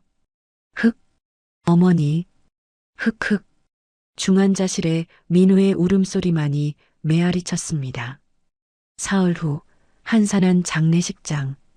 민우는 상주석에 홀로 앉아 있었습니다. 검은 상복을 입은 그의 얼굴은 초췌했어요. 며칠간 제대로 먹지도 자지도 못한 것 같았죠. 장례식장은 텅 비어 있었습니다. 양어머니에겐 친척도 친구도 없었거든요. 오직 민우만이 그녀의 전부였습니다. 조회드립니다. 가끔씩 민우의 현장 동료들이 찾아와 조의금을 건넬 뿐이었어요. 그들도 오래 머무르지 않고 금방 돌아갔죠. 민우는 영정사진 속 양어머니를 바라봤습니다. 사진 속 그녀는 웃고 있었어요. 몇 년 전 민우가 처음 일을 시작했을 때 찍은 사진이었죠. 어머니, 민우의 가슴이 찢어지는 것 같았습니다. 하지만 동시에 머릿속엔 며칠 전 회장실에서 들었던 말들이 맴돌았어요. 넌 내 아들이야. 김선우. 그날 밤 화재로 널 잃었어. 30년간 너를 찾았어. 그리고 양어머니가 마지막으로 한 말. 미안하다. 용서해줘. 무엇을 미안해했던 걸까요? 무엇을 용서해달라고 했던 걸까요? 민우는 머리를 감싸쥐었습니다. 모든 게 혼란스러웠어요.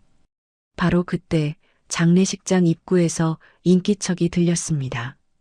검은색 세단 한 대가 장례식장 앞에 멈춰 섰어요. 뒷좌석 문이 열리고 지수가 내렸습니다. 박 비서도 함께였죠.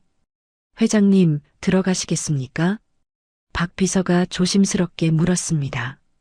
지수는 장례식장 안을 들여다봤어요. 상주석에 홀로 앉아있는 민우의 모습이 보였습니다. 그는 고개를 떨구고 있었죠. 어깨가 작게 떨리고 있었어요. 지수의 가슴이 아려왔습니다. 그녀는 장례식장 안으로 들어가려다 발걸음을 멈췄습니다. 민우는 자신을 키워준 어머니를 잃고 저렇게 슬퍼하고 있었어요. 지금 자신이 나타나는 게 옳을까요? 박 비서, 조의금 봉투 좀 두고 오게. 박 비서가 대신 장례식장에 들어가 봉투만 조용히 두고 나왔습니다. 지수는 더 이상 그곳에 있을 수 없었습니다. 그녀는 조용히 몸을 돌려 장례식장을 빠져나왔어요. 차에 오른 지수는 창밖을 바라봤습니다. 눈물이 흘러내렸죠. 회장님, 박 비서가 걱정스럽게 불렀지만 지수는 대답하지 않았습니다. 출발하게. 차가 움직이기 시작했습니다. 지수는 뒤돌아보며 장례식장을 바라봤어요. 장례를 모두 마친 다음 날 민우는 반지하 방으로 돌아왔습니다. 양어머니의 유품을 정리해야 했어요. 병원 사물함에 있던 것들은 이미 가져왔고 이제 집에 남은 물건들을 정리할 차례였죠. 민우는 양어머니의 방으로 들어갔습니다. 작고 낡은 방이었어요. 좁은 싱글 침대와 낡은 옷장, 그리고 오래되고 작은 화장대가 전부였습니다. 민우는 옷장을 열었습니다. 몇 벌 안 되는 옷들이 걸려 있었죠. 그는 옷들을 하나씩 꺼내 정리하기 시작했습니다. 화장대 앞에 앉았습니다. 서랍을 열어보니 낡은 머리빗과 화장품 몇 개가 있었어요. 민우는 그것들을 꺼내 상자에 담았습니다. 모든 서랍을 비우고 나서 민우는 화장대를 치우려고 들어 올렸습니다. 그때 화장대 밑바닥에 테이프로 붙여진 봉투 하나가 눈에 들어왔습니다. 민우는 조심스럽게 봉투를 떼어냈어요. 노란 봉투였는데 민우에게라고 적혀 있었습니다. 이게 뭐지? 민우의 심장이 쿵 떨어지는 것 같았습니다. 양어머니의 글씨였어요. 그는 떨리는 손으로 봉투를 열었습니다. 안에는 편지지 여러 장이 접혀 있었죠. 글씨가 떨려 있고 곳곳에 얼룩이 져 있었어요. 눈물 자국 같았습니다. 민우는 첫 장을 펼쳤습니다. 민우에게 미안하다 민우야. 이 편지를 읽고 있다는 건 내가 세상을 떠났다는 뜻이겠지. 그날의 진실을 알려주는 게 내 마지막 숙제일 거야. 민우의 눈이 커졌습니다. 이건 유언이었어요. 죽기 전에 남긴 마지막 고백이었죠. 30년 전 엄마는 지수건설 회장댁에서 가정부로 일했단다. 지수건설 회장댁? 그는 숨을 죽이고 계속 읽어내려갔어요. 그날 밤 내가 저택에 불을 냈어. 아가씨가 외출하신 사이에. 그리고 혼란한 틈을 타서 새살배기 선우 도련님을 너를 안고 나왔어. 민우의 손이 떨리기 시작했습니다. 편지가 손에서 떨어질 뻔했죠. 뭐라고? 그는 믿을 수 없다는 표정으로 다시 그 문장을 읽었습니다. 새살배기 선우 도련님을 너를 안고 나왔어. 선우. 그건 며칠 전 지수 회장이 불렀던 이름이었어요. 민우는 다음 장을 넘겼습니다. 글씨가 더욱 흐트러져 있었고 눈물 얼룩이 글자를 번지게 만들어 읽기 어려웠어요. 우리 어머니는 나보고 미쳤다고 했어. 그만두라고 했지. 하지만 멈출 수가 없었어. 모든 걸 다 가진 지수 아가씨가 너무 부러웠거든. 그 사람한테서 가장 소중한 걸 빼앗고 싶었어. 그게 너였어. 민우의 입에서 신음이 새어나왔습니다. 아. 그는 계속 읽었습니다. 손이 너무 떨려서 편지를 제대로 잡을 수조차 없었죠. 다음 날 아침 나는 아무 일 없었다는 듯이 출근했어. 아가씨가 울부짖으며 아들을 찾을 때 나도 함께 울었어. 우리 어머니한테 너를 맡기고 몇 개월을 더 그 집에서 일했단다. 아무도 나를 의심하지 않았어. 민우의 얼굴이 새하얗게 변했습니다. 이게 무슨... 마지막 장을 펼쳤습니다. 이 페이지는 글씨가 더 흔들려 있었어요. 마치 울면서 쓴 것처럼요. 그 후 나는 너와 도망쳤어. 아무도 모르는 곳으로. 너한테 강민우라는 새 이름을 지어줬어. 생년월일도 바꿨지. 그리고 너한테 거짓말을 했어. 내 부모가 너를 원하지 않았다고. 너무 가난해서 엄마 보고 데려가라고 했다고. 여기서 글씨가 크게 번져 있었습니다. 눈물이 많이 떨어진 것 같았어요. 다 거짓말이었어. 미안해.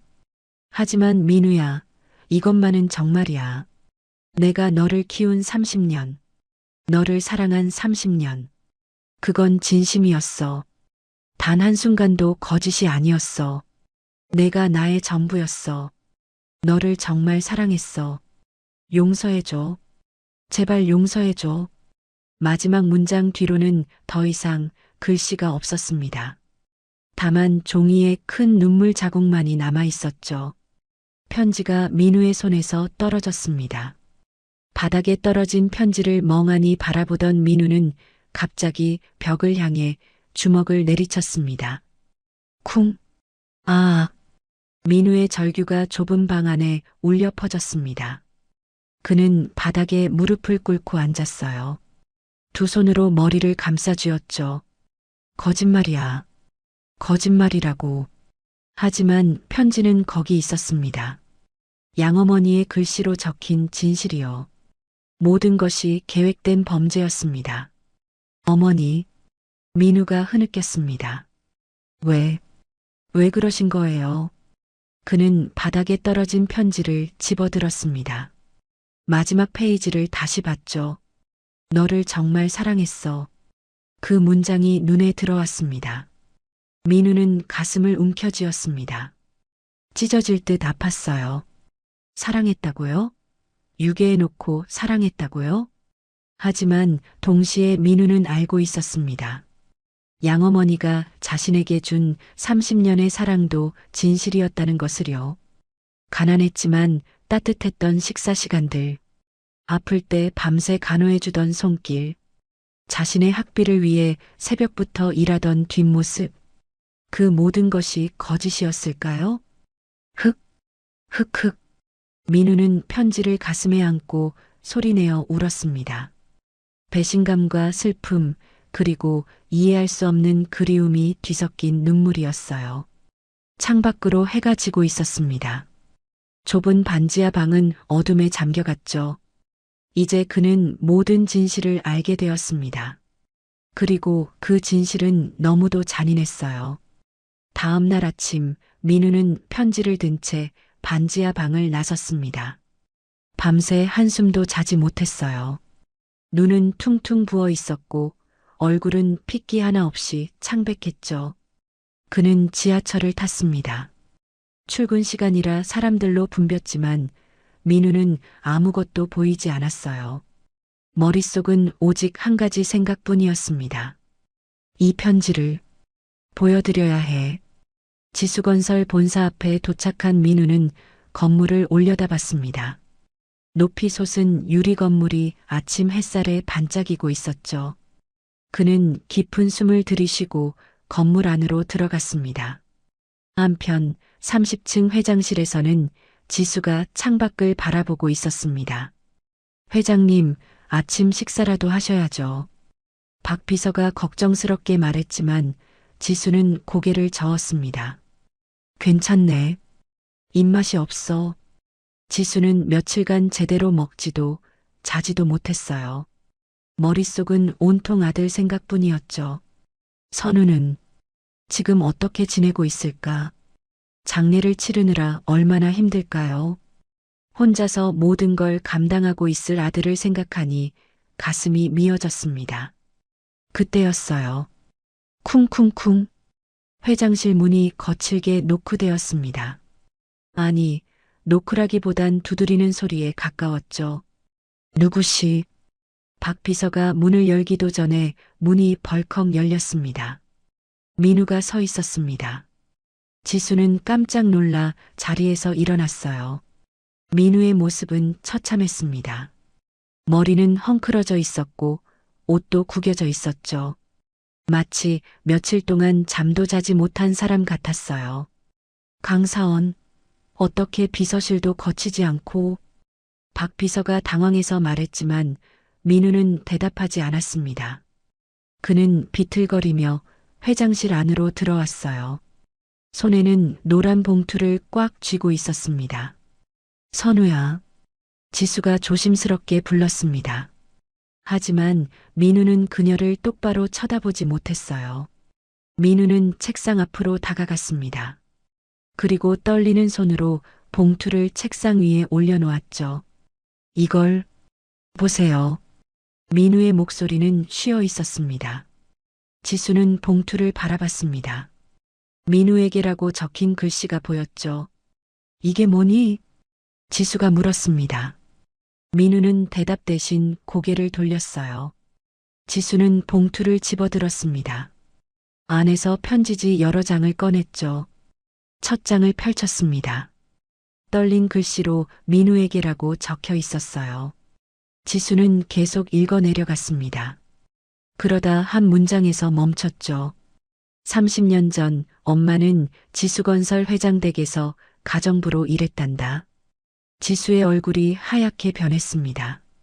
이건, 그녀는 떨리는 손으로 다음 장을 넘겼습니다. 그날 밤 내가 저택에 불을 냈어. 새 살배기 선우 도련님을 너를 안고 나왔어. 편지가 지수의 손에서 떨어질 뻔했습니다. 아니야. 지수는 믿을 수 없다는 표정으로 계속 읽었습니다. 다음 날 아침 나는 아무 일 없었다는 듯이 출근했어. 아가씨가 울부짖으며 아들을 찾을 때 나도 함께 울었어. 지수의 눈이 커졌습니다. 기억이 떠올랐어요. 30년 전 그날, 화재 이후 며칠간 가정부 오정심이 자신 곁에 있었죠. 함께 울어주고 위로해주던 그 사람. 오정심. 지수가 떨리는 목소리로 중얼거렸습니다. 그 이름이 낯설지 않았어요. 30년 전 자신의 집에서 일하던 가정부였죠.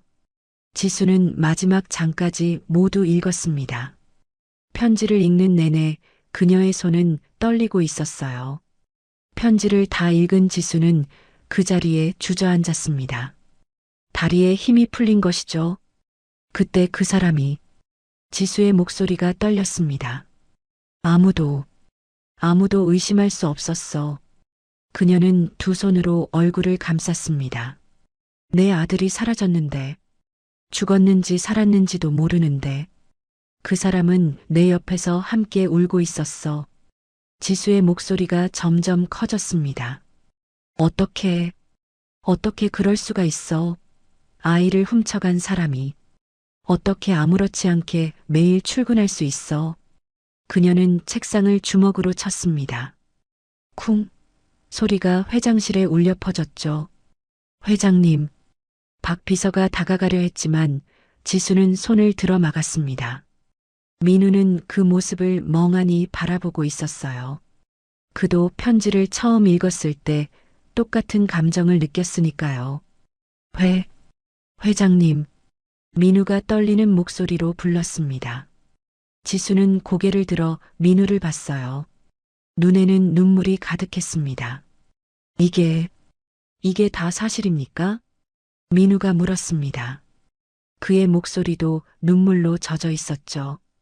제가 정말 유괴당한 겁니까? 그래. 지수가 고개를 끄덕였습니다. 넌 버려진 게 아니야. 나는 널 30년 동안 그리워했어. 지수는 자리에서 일어났습니다. 그리고 민우에게 다가갔죠. 미안해. 정말 미안해, 선우야. 지수의 목소리가 떨렸습니다. 엄마가 너를 지키지 못했어. 아니에요. 민우가 고개를 저었습니다. 그의 눈에서 눈물이 흘러내렸죠. 어머니 잘못이 아니에요. 어머니도 피해자세요. 처음으로 민우는 어머니라고 불렀습니다. 그리고는 더 이상 참을 수 없었죠. 그는 무릎을 꿇고 바닥에 주저앉았어요. 제가 평생을 어머니를 원망했어요. 민우가 흐느꼈습니다. 저를 버렸다고, 원하지 않았다고, 그렇게 생각하면서 살았어요. 아니야. 그건 내 잘못이 아니야. 지수도 무릎을 꿇고 민우 옆에 앉았습니다. 엄마가 너를 지키지 못한 게 잘못이야. 지수는 민우를 끌어안았습니다. 30년 만에 안는 아들이었어요. 미안해. 정말 미안해. 지수가 민우의 등을 쓰다듬으며 울었습니다. 민우도 그녀의 품에 안긴 채 소리내어 울었죠. 어머니. 그래. 엄마야. 엄마가 여기 있어. 두 사람은 바닥에 앉은 채 서로를 껴안고 울었습니다. 30년간의 오해와 슬픔, 그리움이 모두 쏟아져 나왔어요. 박 비서는 회장실 문 밖으로 조용히 나갔습니다. 그리고 문을 닫았죠. 복도에 홀로 서 있던 박 비서는 눈을 감았습니다. 그의 눈가도 젖어 있었어요. 회장실 안에서는 두 사람의 울음소리가 계속 들렸습니다. 너무 보고 싶었어. 지수가 민우의 머리를 쓰다듬으며 말했습니다. 30년간 단 하루도 너를 잊은 적이 없어. 저도요. 저도 부모님을 찾고 싶었어요. 민우가 흐느꼈습니다. 평생을 부모님이 어디 계실까 궁금했어요. 왜 저를 버리셨을까 원망했어요. 버린 게 아니야. 절대로 버린 게 아니야. 지수는 민우의 얼굴을 두 손으로 감쌌습니다. 그리고 그의 얼굴을 자세히 들여다봤죠. 정말 많이 컸구나. 이렇게 훌륭하게. 지수의 눈에서 또 눈물이 흘렀습니다. 엄마가 못 봐준 30년. 얼마나 힘들었니? 두 사람은 다시 한번 서로를 껴안았습니다. 창밖으로 햇살이 비쳐 들어왔습니다. 긴 어둠이 지나고 드디어 빛이 찾아온 것 같았어요. 30년간의 오해가 풀렸습니다. 끔찍한 진실이었지만 그 진실로 인해 두 사람은 비로소 다시 만날 수 있었죠. 민우는 지수의 품에 안긴 채 생각했습니다. 양어머니, 이게 말씀하시고 싶었던 거였나요? 편지 마지막에 적힌 용서해줘라는 말이 떠올랐어요. 양어머니도 죽기 전에 이 진실을 밝히고 싶었던 것일까요? 자신과 친어머니가 다시 만날 수 있도록요? 민우는 알 수 없었습니다. 하지만 한 가지는 확실했어요. 친어머니는 자신을 절대로 버리지 않았다는 것을요. 일주일 후 민우는 홀로 납골당을 찾았습니다. 회색빛 건물 안은 고요했어요. 복도를 따라 걸어가는 민우의 발걸음 소리만이 메아리 쳤죠. 민우는 양어머니의 유골함 앞에 섰습니다. 작은 사진 속에서 양어머니가 웃고 있었어요. 한참 동안 민우는 그 사진을 말없이 바라봤습니다. 가난했지만 따뜻했던 식탁. 아플 때마다 밤새 간호해주던 손길. 학교 운동회 때 도시락을 싸주시던 모습. 30년의 기억들이 주마등처럼 스쳐 지나갔어요. 민우는 천천히 입을 열었습니다. 어머니. 그의 목소리는 낮고 차분했습니다. 당신을 원망합니다. 민우가 말을 이었습니다. 당신이 저지른 일은 용서할 수 없는 일이었어요. 진짜 어머니로부터 저를 빼앗았고 평생 거짓말 속에 살게 했으니까요. 그는 잠시 말을 멈췄습니다. 눈가가 붉어졌죠. 하지만 동시에 알고 있습니다. 30년간 제게 주신 사랑은 진심이었다는 걸요. 민우의 목소리가 떨렸습니다. 가난했지만 저는 행복했어요. 어머니가 계셨으니까요. 그는 눈물을 닦았습니다. 그럼에도 저는 당신을 평생 용서하지 못할 것 같습니다. 민우는 사진 속 양어머니를 마지막으로 바라봤습니다. 오늘 이곳에 온 것이 저를 키워주신 은혜에 대한 저의 마지막 배려입니다. 그가 깊은 숨을 내쉬었습니다. 이제 안녕히 계십시오. 민우는 고개를 숙여 인사했습니다. 그리고 돌아섰죠. 뒤돌아보지 않았습니다. 강민우로 살았던 30년을 이곳에 묻어두고 김선우로 살아갈 미래를 향해 걸어갔어요. 그날 저녁 민우는 지수의 집으로 초대받았습니다. 차를 타고 도착한 곳은 강남의 조용한 주택가였어요. 높은 담장 너머로 정원이 보이는 저택이었죠. 들어오렴. 지수가 현관에서 민우를 맞았습니다. 그녀의 표정은 긴장되어 있었어요. 아들을 집으로 맞이하는 게 어색했던 것이죠. 여기는 30년 전 그 집은 아니야. 지수가 조심스럽게 말했습니다. 화재 이후 그 집은 모두 철거하고 새로 지었지만 너무 아픈 기억이 많았어. 그래서 결국 이곳으로 이사를 왔어. 민우는 고개를 끄덕였습니다.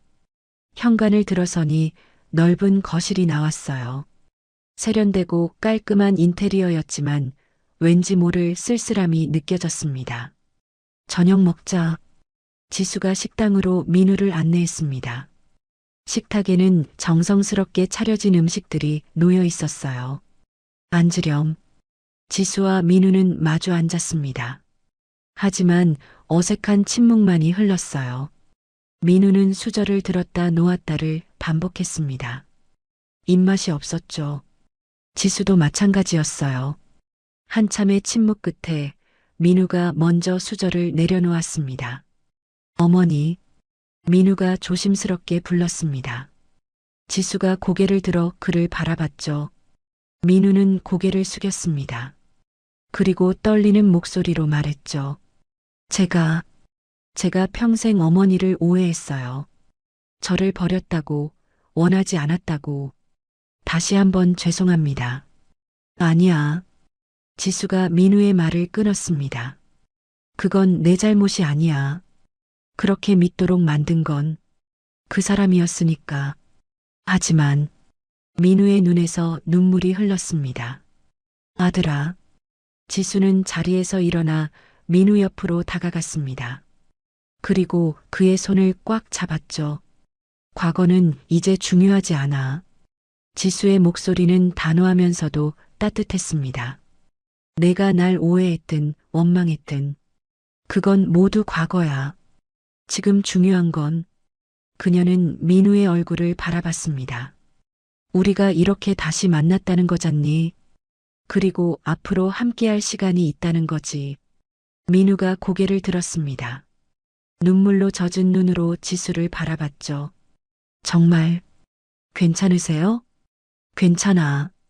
지수가 웃으며 대답했습니다. 그녀의 눈에도 눈물이 맺혀 있었어요.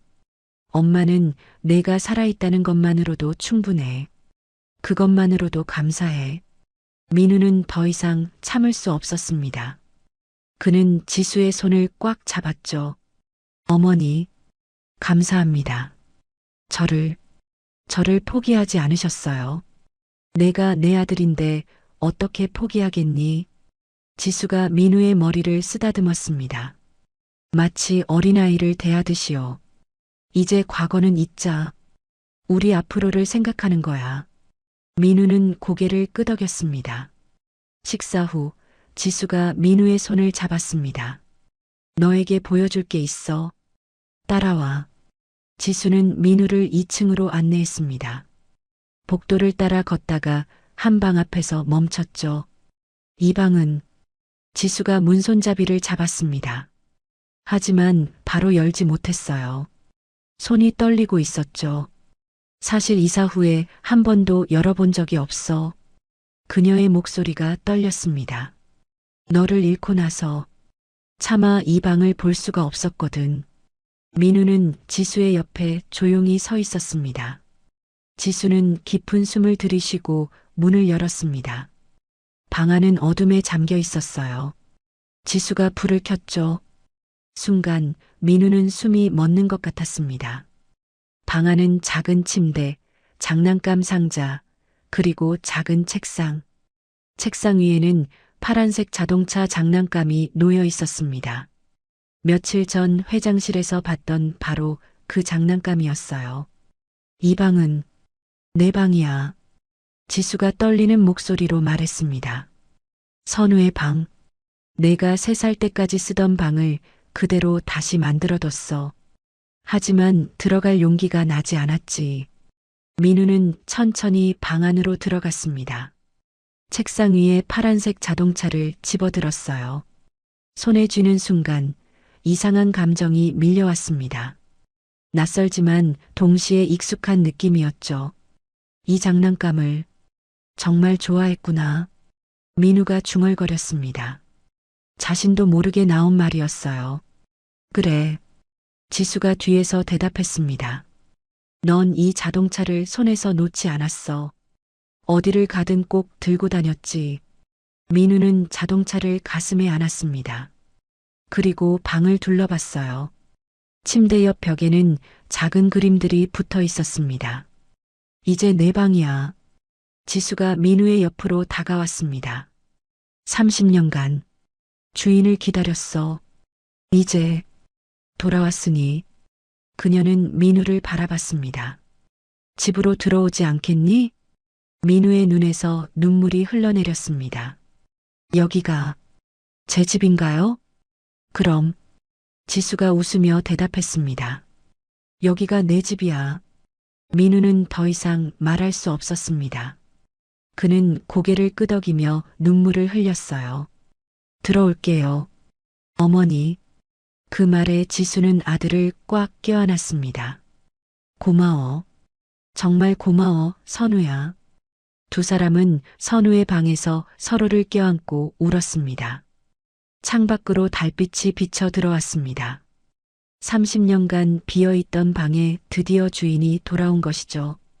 긴 겨울이 지나고 드디어 봄이 찾아온 것 같았어요. 지수와 민우, 아니 지수와 선우는 비로소 진정한 가족이 되었습니다. 30년의 공백을 채워나갈 시간이 이제 시작된 것이죠. 6달이 흘렀습니다. 지수의 집 서재에서 민우는 노트북 앞에 앉아 있었어요. 법무팀의 도움을 받아 자신의 진짜 이름인 김선우를 되찾기 위한 절차를 준비 중이었죠. 오정심의 편지와 DNA 검사 결과를 증거로 제출한 법원 심리가 일주일 후로 잡혀 있었습니다. 선우야, 아직도 일하니? 지수가 서재 문을 열고 들어왔습니다. 손에는 따뜻한 차 한 잔이 들려 있었죠. 네, 거의 다 끝났어요. 민우가 미소 지으며 차를 받아들었습니다. 이제는 어머니라는 호칭도 함께 사는 일상도 자연스러워졌어요. 무리하지 마. 법원 심판은 걱정 안 해도 될 거야. 알아요. 그런데 민우는 잠시 망설이다 말했습니다. 제가 준비한 게 하나 더 있어요.